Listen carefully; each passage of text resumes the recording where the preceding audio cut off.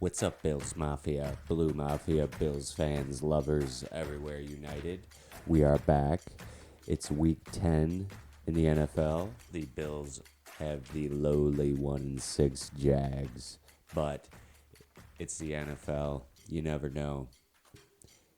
It's a weird week here in Western New York. We've got some nice weather, even though it's the second week in November. We're going to talk a little Bills football, obviously. It's a weird week, though. Let's be honest. Unless you're in Jacksonville getting schnockered up, sitting on a beach somewhere, it's a weird week. We got the Jags. We should blow them out. Should be exciting. Should be a good first half. And then we're going to do the top 5 quarterback matchups around the league, just like we do every week. Nice quick episode for you coming on Sunday morning. Let's go. We got game day morning on the left here. And so come on now. It's the Blue Mafia. So, let's do it. What do we got? Trevor, Blonde, Jesus, Lawrence, Urban, Butthole, Meyer. Did anybody ever see the video of Urban Meyer when he was on the Zoom chat during the pandemic and there's a person on the other side of the camera, like shirtless? That was great. That was a red flag right there. He's a weirdo. Anyways, I'm sure they're going to talk a lot about him on Sunday on the broadcast. I'm actually not sure which broadcast it's on, but sure, we're going to hear a lot about Trevor Lawrence's college success. We're going to hear a lot about Urban Meyer's college success. Don't need to really bore you with those details, but a couple things I see on the Jaguars that I do like. Marvin Jones, Laviska Shenault, a couple good playmakers, veteran Marvin Jones Jr.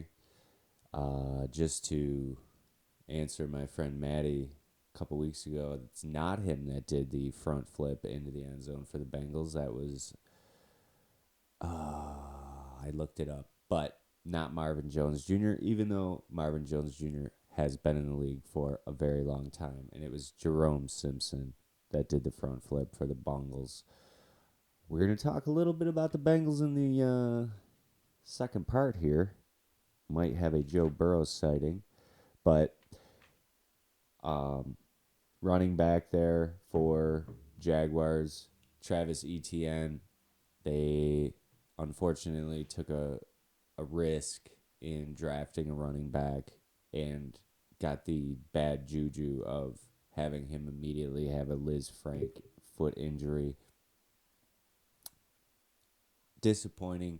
You don't know how many W's that he would have accounted for, but you have to think that the fact that Trevor Lawrence played with him in college would have helped him just to navigate the waters, have a friend around. Obviously, he's around, but to have a guy out on the field of battle to then be able to talk to off of, I just feel like ETN would have brought a lot of good vibrations to the huddle, considering Trevor Lawrence played with him in college.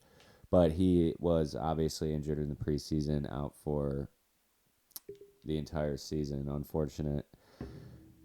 But James Robinson, good back, overperformer, sort of a no-namer. Good back, though, and he can run hard. And every week, I'm obviously not necessarily pessimistic, but I do believe that the Jaguars have enough of a running back and quarterback to have a couple of scampers on this defense today. It's a game of football. I played it at a decently high level. Went to several Division One camps, combines. Played Division Three at a low level. But the game is the game is the game, wherever you are. I haven't gone that far, but in America, the game is the game is the game. And every Sunday, you got to play the game. And that's sort of the realistic side of me just understanding that these games that are sort of difficult to get up for, you know that your opponent is extremely lackluster, should not beat you, should probably not even compete with you. Those are sort of strange to get motivated for, and especially for a young team not used to being in the driver's seat. The Chiefs have faltered. You see how quickly something can happen with the unfortunate tragedy of the death in the accident with Henry Ruggs. You can check out a little bit of my thoughts on society and the internet mob over at thetryingtimes.com, some of my off the field blogger stuff. But you see how quickly that can change a season, a team, a life, several lives. So hopefully a team like the Bills was able to recognize some of the things I've seen that I don't like in the Bills organization is all these talks of drinking. Drinking, drinking, drinking. Well, Henry Ruggs was drinking. Buffalo's a boring town. Buffalo just watched the story of Jack Eichel end in a shudder. Buffalo is a weird town. Everyone wants to talk shit about Jack Eichel having a cocaine problem. Buffalo is a weird town. I've seen NFL players out at bars. I've seen NFL players fucked up, 48 hours before a game. I've played in college, Division III. People drink. People get fucked up. It's unfortunate that mental health is not necessarily linked to alcohol. Personally, I've been able to triumph over alcohol, choose not to drink it anymore, and it gives me a lot of extra energy. One simple reason. But I saw a lot of Josh Allen signs of alcohol prior to his appearance on Monday Night Football with Peyton Manning and Eli Manning. I swear I thought he looked like he was a little bit fucked up from the night before when he walked into the game on Sunday morning. And that's just me.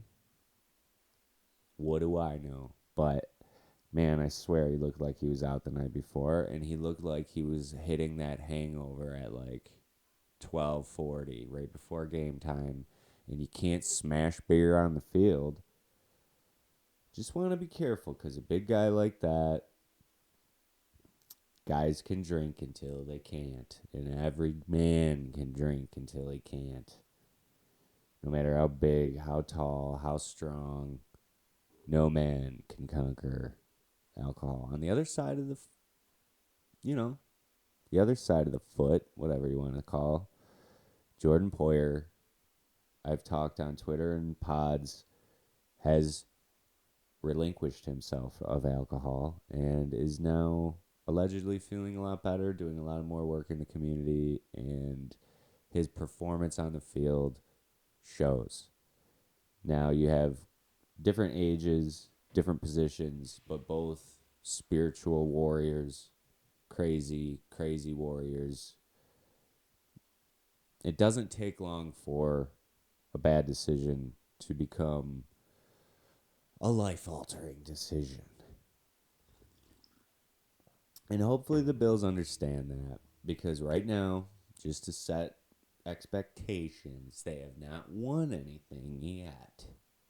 Don't want to party before you can throw the Super Bowl trophy over the boat like Tom Brady did. And he didn't do that on 1, 2, 3, 4, 5.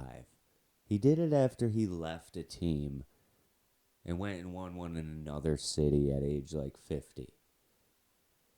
The alcohol stuff needs to be talked about more.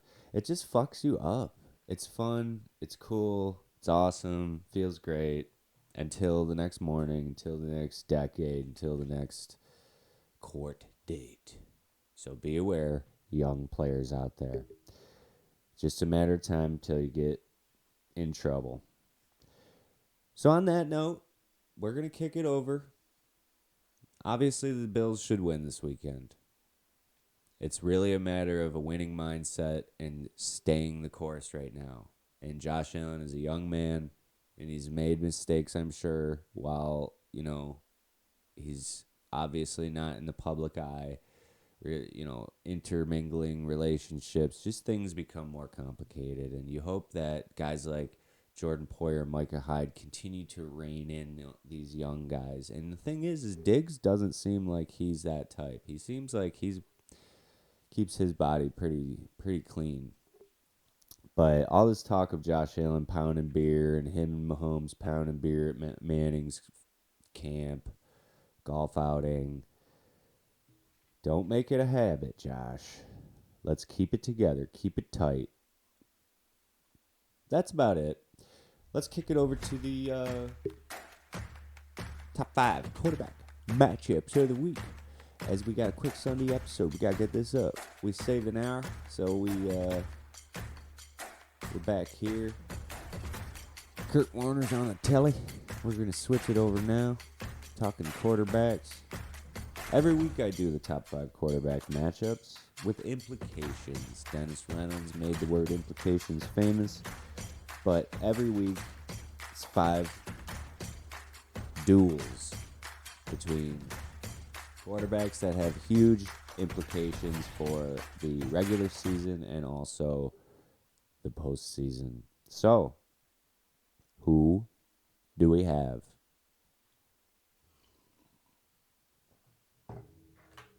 Number uno, Baker left wing Mayfield versus Joe Banger Burrow. AFC North, orange and black, orange and brown, fisticuffs. Just a couple of gangs of boys meeting outside and throwing down. Gangs of New York style. This game's going to be bloody. You got all that pan-up aggression of the Browns organization between Baker and the defense and the offense and staff, front office, Odell Beckham. No thanks. Bengals on the opposite side, complete opposite side of the spectrum. Smoking Joe Burrow, just carrying on like he didn't tear an ACL, like LSU has fallen off.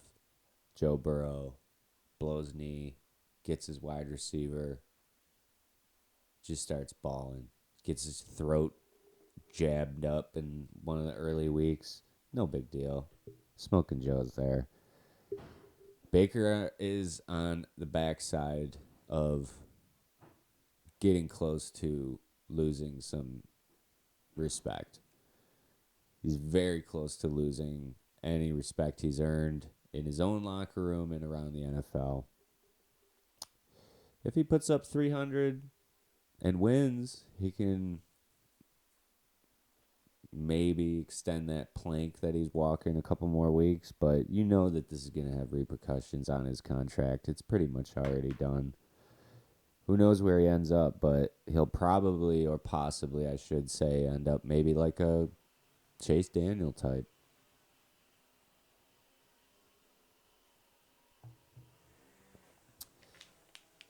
Two, Derek Carr versus the New York Giants. I didn't like Derek Carr. I got my Airlanes throwback. Airlanes Junior football, by the way. If you haven't figured it out yet, found this old jersey.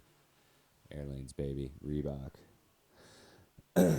But Derek Carr reminded me of Little League football in a good way with his comments regarding Henry Ruggs And like I said, you can read my piece on Henry Ruggs at thetryingtimes.com. But Derek Carr was impressive, both in the John Gruden firing and in the Henry Ruggs situation. Both of his comments were thought provoking and spiritually awakening. Just good to see that somebody out there has a heart. Obviously, a poor decision by Ruggs, but you see how quickly it can happen. Now, on the other side, the Giants. Somebody's weed whacking, but we're going to keep shooting. On the other side, the Giants, Danny Dizzy's Dimes. He's coming along.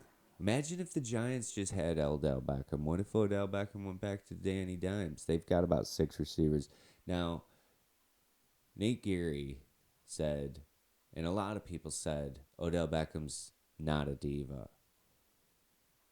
The Giants have sucked since he left. He became a sex symbol on a yacht with a bunch of guys in pants and boots. Pants and boots and boots and pants and boots and pants and boots and pants.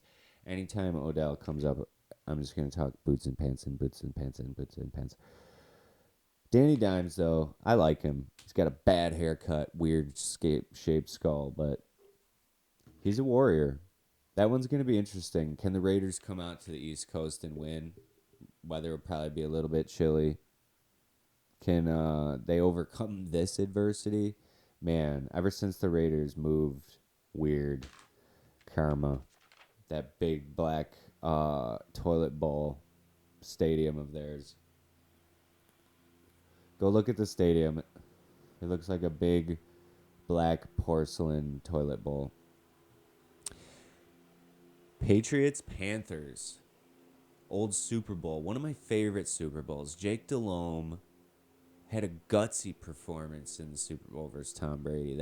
That Panthers team, Steve Smith, Mushin Muhammad, Deshaun Foster. That Deshaun Foster was so fun to watch. But today it's tale of a couple of different QBs.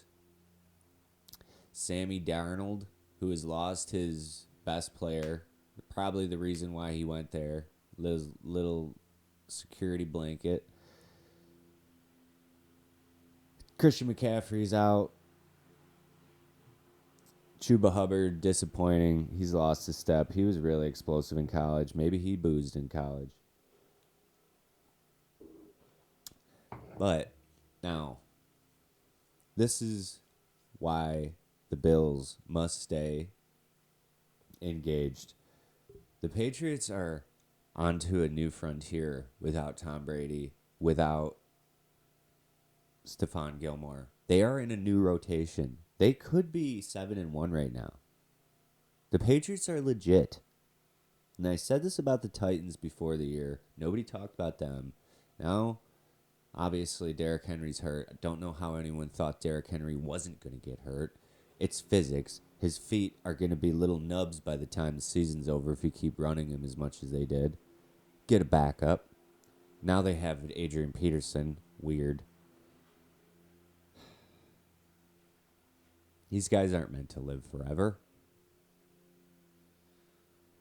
I don't even remember what I was talking about. The Patriots. Anyways, 7-1 they could be. And Matt Judon, they're onto a new frontier. They could be 7-1. Matt Judon, red sleeves, is an absolute beast. I talked about it. Talked about how the Titans were underlooked. Got it. CTE remembered. Talked about when the Titans were overlooked. Obviously now they're going to have a challenge. They don't have a backup plan. Patriots, they are deep. They're not great, but they're very good. They could be 7-1.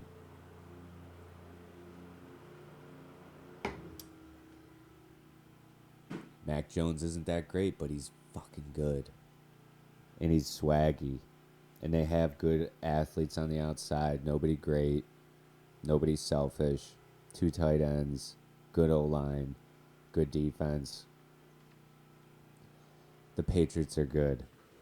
Don't get it twisted.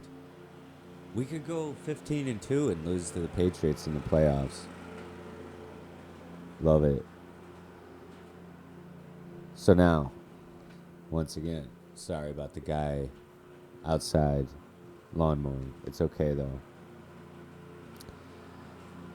We'll have a studio someday, boys and gals. It's alright. We're going to keep it going. 49ers Cardinals. Kyler and Jimmy. Kyler and Jimmy. Cardinals, obviously, sexy team. I've said from the beginning of this year, just a matter of time before A.J. Green, J.J. Watt get hurt. Cool signings. J.J. Watt was playing good. I get it. I do think that he does steroids. I do think that's why he always gets hurt. I do think he's going to always get hurt. Maybe he doesn't do steroids anymore, but I think he did. Probably in college, like Latimer. Maybe I'm wrong. But he's obviously injury prone, and so is Kyler. And I just don't know how I don't know how that kid survives the year. The Cardinals are a pretty good team, though, and their defense is impressive. And the 49ers, they've been underperforming thus far this year, but they've come from behind before. Now, Shanahan, on the other hand, I have always been a little bit down on, not from thinking he's not capable of being a great coach, but just thinking, like, why is everybody... I mean, he should be a good coach. He's the son of a coach. But why does that make him more capable of being a guru or being a leader than anyone else? Because he wears cool hats? Obviously, that's a good divisional matchup. That one will be good. And then finally, we have the NFL losing out by trying to run Derrick Henry into the ground and putting him on prime time. No primetime Derrick Henry, no primetime Aaron Rodgers. That's why the Packers don't make this. I'm sick of talking about the Chiefs and Patrick Mahomes. I don't feel sorry for them. So they didn't make the list. Jordan Love, good luck. He'll probably suck. I don't think Jordan Love's going to do that good. Just quick side, he'll probably do okay. They won't give him enough to do great right now. PR. But we will find out what Ryan Tannehill is all about. And I've been tricked now for about a year on Tannehill. I've kind of started to think that he can make every throw when it counts and when it matters. Obviously, he's gotten so comfortable having that power running game. Tomorrow night we're going to find out versus the Rams. And we'll see what he's got without Derrick Henry behind him next to him. We'll see that political smile. He smiles like a talking head politician, and we'll see how long that lasts, right? On the other side, Matt Stafford, staying clean. He did hit his little fingernail on a helmet. He's barely gotten touched, but he's done good so far. But last point, Cooper Kupp cannot survive this season with this usage. Just like Derrick Henry could not, Cooper Kupp can't possibly last a year with this much usage. That's it. Thanks for listening. Let's get this up. You guys have a great Sunday. Go Bills. Thanks for listening.